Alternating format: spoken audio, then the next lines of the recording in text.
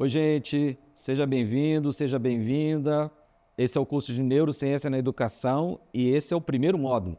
Esse módulo é um módulo de Fundamentos de Neurociência e Funcionamento do Cérebro.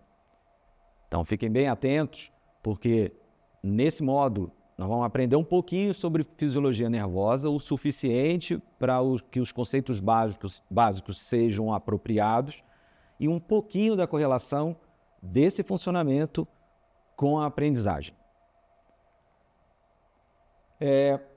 Botei esse slide para trazer para vocês uma ideia que vai perpassar ao longo de todo o curso. Um cérebro enriquecido é possível. E dentro dessa possibilidade, a gente consegue viver melhor, mais e melhor. E isso se reflete na nossa sala de aula, no nosso fazer pedagógico e na nossa vida. Vocês vão ver que o curso vai trazer elementos que não vão só impactar na sua sala de aula, mas também na sua vida, no seu autocuidado e no conhecimento de si mesmo e até na questão da nossa manutenção de saúde mental. O que são neurociências? Neurociências, eu botei aí uma pessoa especialista, ultra lida a respeito do assunto, que é o Eric Kandel, e ele resume rapidamente como as ciências do encéfalo. Já já eu conto para vocês o que é o encéfalo. Mas aí vocês estão lendo que neurociência é uma área multidisciplinar. Então, por exemplo, meu curso de origem é biologia. E você vê que a biologia é uma dessas disciplinas que fazem parte desse arcabouço que junto em muitas áreas, não é só uma coisa médica, não é só uma coisa da psiquiatria, é uma área multidisciplinar. Essa história, ela começa há muito tempo. Podemos dizer que a neurociência existe há pelo menos 150 anos. Alguns vão dizer um pouco mais, é difícil precisar qual é a certidão de nascimento da neurociência. Quem está nessa gênese de todo esse processo são dois pesquisadores. É o Camilo Golgi, um italiano, e o Ramon y Cajal, que é um espanhol. O que eles fizeram de tão importante? Eles são os responsáveis por detectar ou identificar ou dizer que o neurônio, uma célula, é a célula que é a célula básica para todo o funcionamento nervoso. Já a gente vai ver um pouco sobre o que é o neurônio, suas partes, sua fisiologia, de maneira rápida, mas vamos ver por quê, como eu disse, são conceitos fundamentais e conceitos importantes. Então vamos ver um pouco sobre a estrutura do sistema nervoso. Aqui eu tenho todos os conceitos básicos, vamos passar rapidamente. Vocês estão lendo lá, neurônio, bainha de mielina, sinapse, neurotransmissores, o sistema nervoso como um todo, especificamente com encéfalos, lobos cerebrais, o conceito de neuroplasticidade e os processos básicos de aprendizagem. No finalzinho, eu vou tentar fazer uma associação entre essa estrutura, a estrutura física do cérebro, mas já com algumas ideias de como se dão os processos básicos de aprendizagem. Então tá aí, esse é o neurônio. O neurônio é uma célula importantíssima, fundamental, e precisamos saber um pouquinho da estrutura dele. O neurônio tem 3 partes, como vocês estão vendo, o dendrito, o corpo celular e o axônio, sendo que esse axônio ele pode estar eventualmente revestido por uma estrutura chamada bainha de mielina, que rapidamente vou falar daqui a pouco, e nós vamos entender qual a importância dessa bainha de mielina. A área do dendrito é uma área que recebe os estímulos nervosos. O corpo celular é a área que vai fazer a condução disso para o axônio, que é o grande propagador desse processo na fisiologia nervosa. Aqui, vocês estão vendo 2 neurônios. Você veja bem que o neurônio de cima, o axônio, que é esse prolongamento maior, ele tem a bainha de mielina. E embaixo ele não tem. Agora vocês vão entender por que a bainha de mielina, essa estrutura, ela é importante. Dá uma olhada na velocidade dos impulsos. Percebeu? Com a bainha de mielina, os impulsos nervosos são mais rápidos. Inclusive, muitas doenças neurológicas, elas estão relacionadas com danos na bainha de mielina. Vê uma bainha de mielina saudável, e uma bainha de mielina em processo de degeneração. Existem doenças chamadas de mielinopatias que decorrem exatamente disso. A mais comum de todas é a esclerose múltipla e existem outras como a adrenoleucodistrofia, que vocês podem entender um pouco da doença, da dinâmica e da perversidade da doença nesse filme, que é um clássico que a gente usa para neurociência, chamado Óleo de Lourenço. Vale a pena vocês assistirem, e a gente vai deixar depois o link desse vídeo lá na nossa plataforma. Os neurônios não são as únicas células nervosas. Existem outros tipos de células que são as células da glia. Elas são muito importantes. Elas dão suporte para o funcionamento neuronal. Por exemplo, a bainha de mielina é feita por algumas células da glia, que são essas células que por muito tempo a gente chamou de célula acessória, mas hoje não é um bom termo, porque a gente sabe que ela não é tão coadjuvante assim. Ela tem quase que um protagonismo que volta e meia se dá e dá fundamento para a fisiologia nervosa como um todo. Como é que funciona essa dinâmica do sistema nervoso, né? O sistema nervoso funciona de modo eletroquímico. Então, existe eletricidade gerada nas células, bem como, na hora de passar essa informação de um neurônio para o outro, normalmente, nem sempre, existe uma liberação de substâncias químicas que vão fazer essa mediação. Eletro é o que vocês estão vendo aqui, nesse momento, e a parte química vocês vão ver aqui no final, com a liberação de substâncias químicas. Essa atividade elétrica ela é percebida por alguns processos que talvez vocês tenham enfrentado ou convivido com isso, que são, por exemplo, exames que fazem captação de eletricidade, como eletrocardiograma e eletroencefalograma. Essas ondinhas que vocês veem aí, essas ondinhas elas estão relativas à captação da atividade elétrica por meio de eletrodos fixados no corpo, e essa eletricidade está sendo gerada por quem? Por neurônios.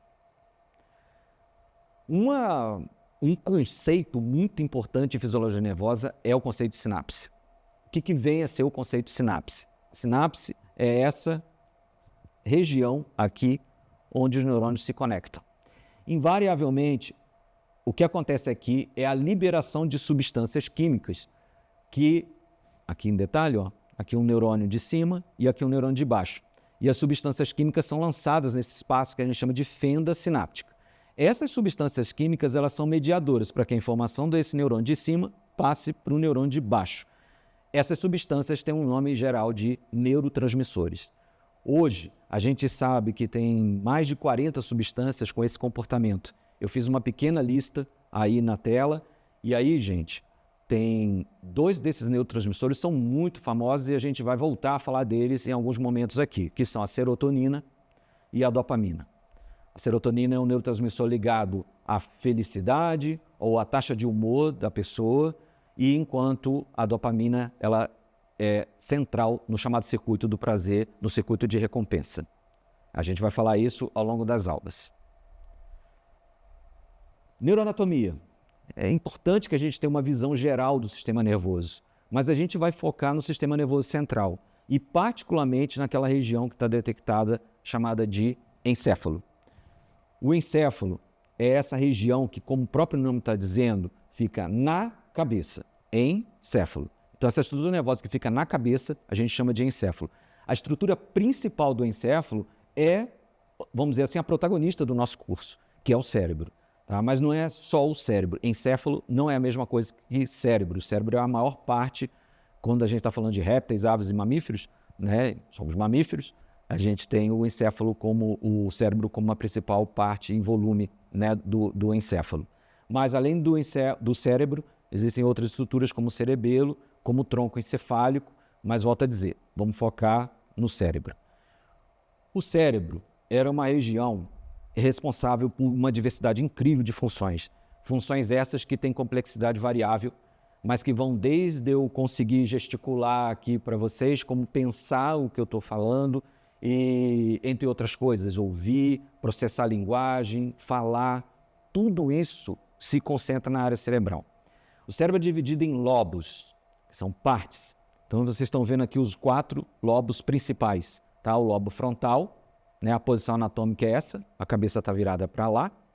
Lobo frontal, parietal nessa região, o temporal lateral e o occipital aqui na região posterior. Muitos autores colocam que há um 5º lobo, que seria o lobo do sistema límbico. Mas há discussões sobre isso, embora o sistema límbico vai fazer parte das nossas discussões porque o sistema límbico ele está relacionado com as emoções. Então, aqui uma síntese, né, do que fazem os 4 lobos. Então, existe uma setorização de certas funções em função desses lobos. O lobo frontal é o mais nobre, por assim dizer, no sentido de ser o responsável pelas das funções mais complexas do nosso cérebro. A região parietal está relacionada com as sensações, o processamento de sensações do corpo, a parte motora, escrever e ler. Linguagem e audição são funções associadas ao temporal, e o occipital, que é esse último aqui, que fica aqui atrás, ele é responsável pelo processamento visual. Aqui, o 5º lobo que eu estava comentando com vocês, que é o sistema límbico. Né? Botei essa interrogação porque é aquilo que eu comentei. Sistema muito importante, sobretudo, vamos falar de 2 estruturas do sistema límbico, que é o hipocampo, que tem uma associação, uma importância incrível na associação de memórias, e a amígdala, que vai dar trabalho nesse curso. A amígdala, vamos colocar assim, ela é a grande vilã, vamos dizer assim, da modernidade e pelo modo de vida com que a gente tem tido. Né? Então, a amígdala vai voltar de maneira importante no nosso curso, assim como o sistema límbico como um todo. Então, vamos colocar que as regiões do cérebro elas estão muito interligadas com esse sistema e eles se nutrem positivamente, mas infelizmente também negativamente. Bom, tem um conceito muito poderoso em neurociência que a gente chama de neuroplasticidade. Vou mostrar para vocês, em linhas gerais, do que significa essa neuroplasticidade. A neuroplasticidade, o nome está dizendo, a plasticidade significa, em última instância, é a capacidade de mudar. Mudar quem? O sistema nervoso. Como? De várias maneiras. Eu coloquei uma lista de processos que são processos físico-químicos que materializam o conceito de neuroplasticidade. Vou usar só o primeiro e o segundo. Tá? O primeiro, neurogênese, ou seja, fazer novos neurônios.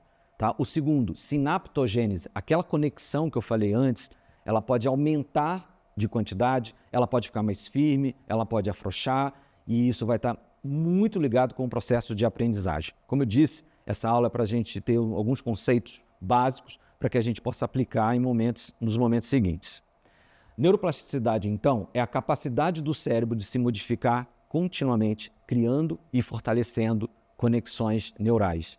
Tá? Ela existe ao longo da vida, mas já precisamos fazer um parênteses, colocar um parênteses aqui, que é a neuroplasticidade, ela não é ilimitada.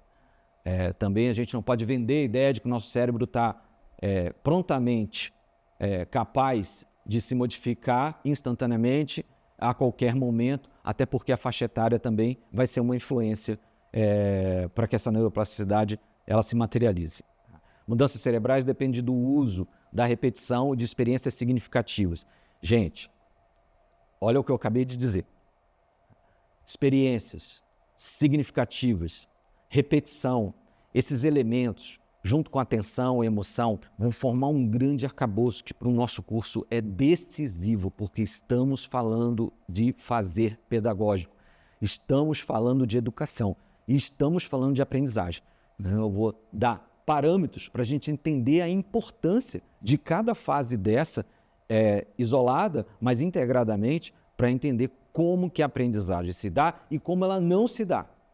E a gente também vai falar nesse curso sobre fracasso escolar, situações de fracasso escolar. A neurociência ganha uma outra dimensão quando as imagens são incorporadas para visualizar o cérebro.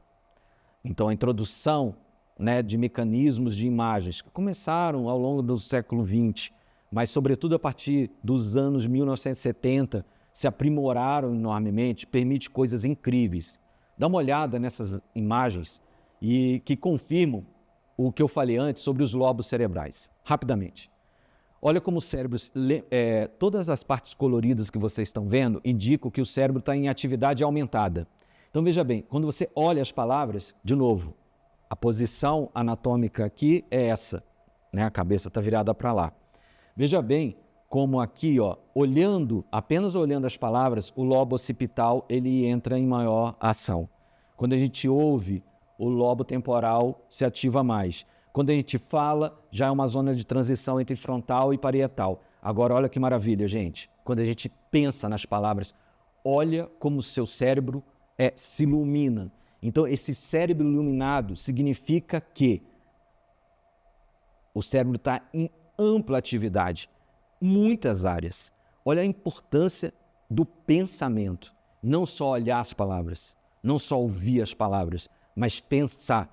E aí vão entrar elementos que vou trazer para vocês depois, que possam aumentar essa capacidade de relacionamento com as palavras e com as coisas. Para terminar, vou dar só uma pitadinha, né, de como esse cérebro ele se liga com os processos básicos de aprendizagem. Eu fiz aí uma síntese que a gente vai discutir bastante ao longo do curso, que é essa sequência, gente. O cérebro precisa passar por etapas para que a memória e, consequentemente, a aprendizagem se dê. Atenção, vai ser um tópico importante para a gente. Como essa atenção resulta no processo cognitivo. Como ele se associa no cérebro. E aqui, nessa parte do curso, eu vou fazer ligações com teorias psicogenéticas conhecidas de nós que estudamos educação, como Piaget, como Vygotsky, entre outros. A aquisição, ou seja, quando a informação existe efetivamente, e a memória, quando a gente consegue evocar essa informação. É isso, gente. Essa é a primeira aula do nosso curso, com conceitos básicos, com essa apresentação sobre neuroplasticidade e essa primeira associação entre toda essa parte física com o que acontece para a aprendizagem dos alunos. Vamos ao longo da nossa jornada e vamos aprender muito aqui. Vamos executar muito esse fluxo aqui no nosso curso. Tchau, gente!